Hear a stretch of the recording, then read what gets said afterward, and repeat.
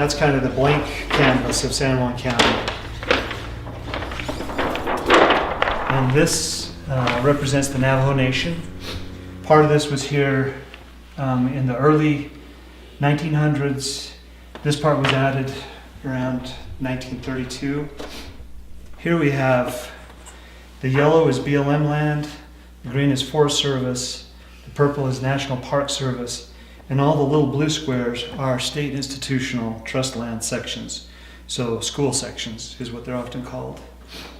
All of these have a level of protection associated with them that protects the resources and artifacts, things like that, regulates what you can do out there as far as grazing, mining, etc.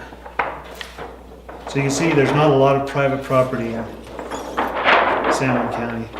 This one just pulls in some of the uranium claims. This one pulls in some of the oil and gas leases. You can see down here in the Aneth oil fields, there was a lot of oil, still is a tremendous amount of oil. And one thing I want you to kind of pay attention to on this is the private property. I live in Blanding, and I don't know if you can see it on this map. It's probably hard to see. You've got some white section up here by Monticello, which is most of the county's private property. A little bit down here in Blanding. San Juan County is only 8% private. The rest is federal or state owned or reservation. But this, kind of pay attention to this section here. This is the wilderness areas and wilderness study areas that came into place and gave another layer of federal protection. And again, still we have our private property, so that's something that we can still control. Till a few years ago, we came in and this is the Sage Grouse critical habitat designation. So all of this private property where there had been a lot of oil activity and oil leases, they slapped a Sage Grouse designation on top of that, which limited what oil companies could do, even though it's on private property. And the thing that's interesting on this is wherever there's federal property that encroaches in on this private property, somehow the sage grouse are not interested in that federal property. They're only interested in private property. So all these little peninsulas here are public land that they didn't feel a need to restrict access to, so they didn't include it in the sage grouse designation. This is the Bears Ears National Monument. Originally, that President Obama designated the 1.4 million acres, and another massive amount of redundant and overkill regulation and restriction of access. Anyway, and this just kind of pulls the whole thing onto one map, showing the various layers of protection. And you also have FLIPMA and NEPA and Native American Graves Repatriation Act. Anyway, there's so many other layers of protection on federal land already. So the idea that we need a national monument to protect this is just a false narrative.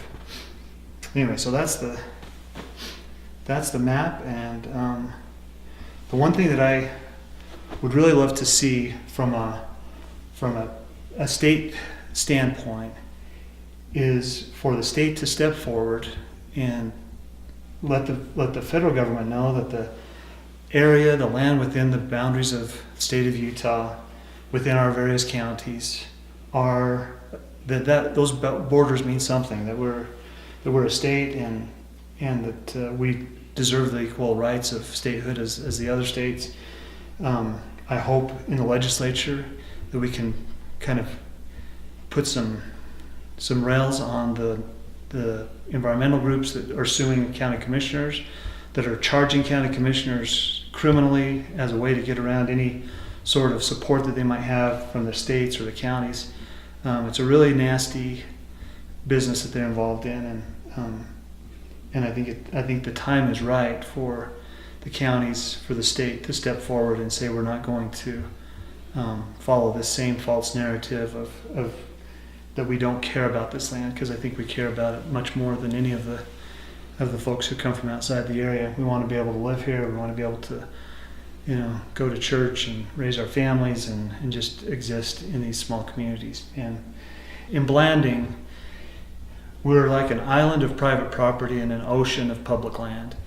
And if we don't have access to the public lands in a community like this, we don't have access to an economy at all. It's these activities, the mining and the drilling and the tourism, the recreation, all of those things that support our schools, and they've consistently reduced access. In 2008, BLM came out with a new resource management plan. Up until then, their policy was that everything in San Juan County was open to cross-country motorized traffic unless designated closed. Well, they made a little change in 2008, which said, well, everything is closed unless designated open, which is almost an impossibility. We're 8,000 square miles, over 5 million acres of land. And I asked the BLM, I said, are you really going to go out and put up signs on all the roads that are open to let people know, or how are you going to enforce this? Should people stop going out on these trails? What is the solution here?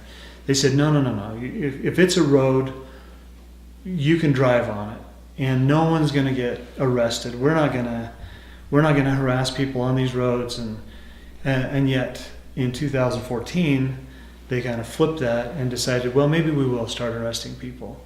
And you don't want to put in the hands of an unelected agency the ability to be the judge, jury, and executioner when it comes to this public access. On the recapture deal, they came out and said there's 2,800 miles of trail designated in San Juan County.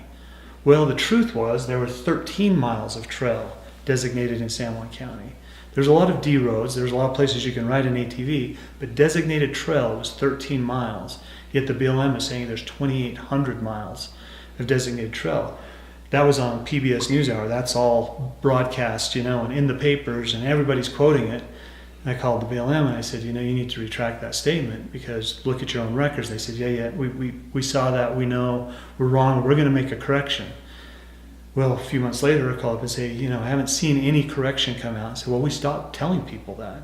But they don't ever come back and say, publicly, we were incorrect and there's only 13 miles of trail. So access to the lands, we think that there's a lot of people who say, well, drilling and mining and all those things, we're not a big fan of that, so we're not going to worry about the BLM restricting that. But what they don't realize is that you can't even ride a mountain bike on these roads unless they're designated open to motorized. So recreation is inhibited. Even the recreation that's allowed now, you're having to get permits if you go down to San Juan Hill, which is an important place, and used to take youth groups out there. They've said no, you can only take, I think it's 20 people at a time. So you're forcing a big change, even for just hiking, backpacking, and all that kind of stuff.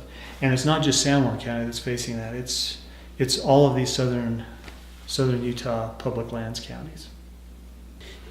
The interesting thing on extraction industry is they have so many factors that affect them: market prices, access, and in this rugged San Juan County, you can't just say, well, we'll stop drilling over here because you don't want us to, and we'll go drill over there where you say it's okay.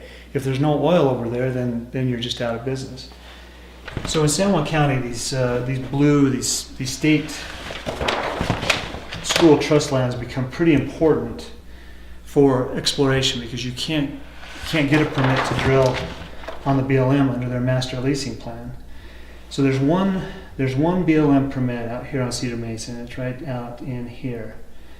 And the individual that owned that was working up in Uinta County, had put a lot of money into the rigs, things were going well.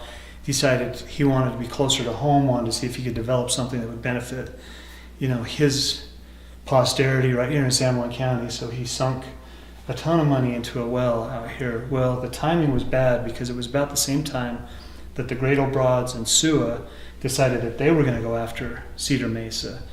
and quote unquote protect it. So his well became the object of derision.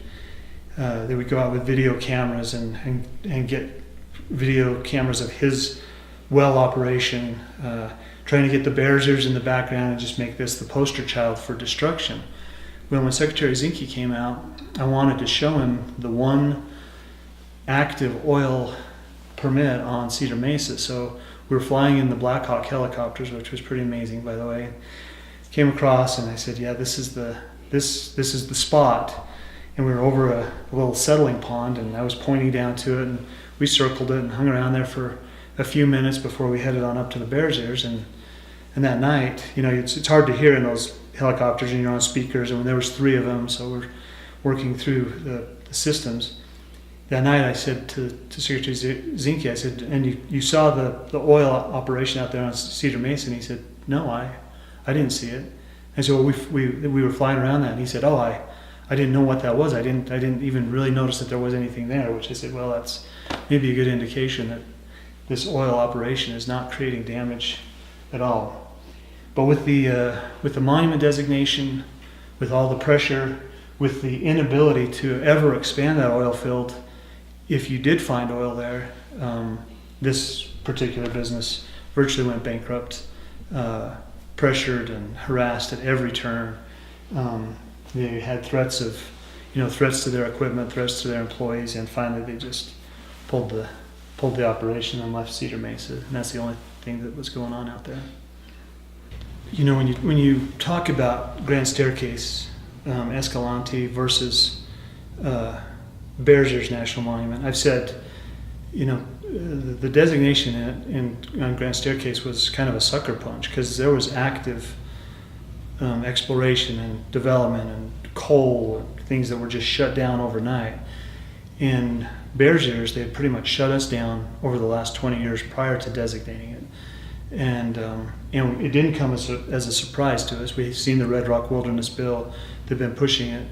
So it wasn't as abrupt and devastating in San Juan County to have the Bears Ears designated as it was for the Grand Staircase. But both of those were done using the 1906 Antiquities Act, which specifically says it's to protect objects of antiquity by designating the smallest area of land possible to achieve that protection. It's not for massive land management moves. It's not to promote tourism. It's to protect objects of antiquity. And on Bears Ears, it was a huge, egregious, abuse of the Antiquities Act. Talking about protecting tranquility, protecting dark skies, protecting the elk and the squirrels, and all those things are important, but they are not qualified objects of antiquity. Same thing happened in Grand Staircase when Bill Clinton did that from the north rim of the Grand Canyon. So when President Trump ordered a review of the national monuments, in my mind, there was no possible way that Bears Ears, Grand Staircase, or a handful of others could ever pass that test. I was hoping that with Bears Ears that they would rescind it, just to prove that they could rescind it. They dropped it back to about 200,000 acres, down from 1.4. Grand Staircase, they dropped it from 2 million down to about 1 million acres. And I think it was a huge statement. But the real cure that needs to take place is addressing that Antiquities Act, so that if and when this administration changes, they don't just come back and designate it again unconstitutionally and completely not compatible with that Antiquities Act. We need to put some rails on it.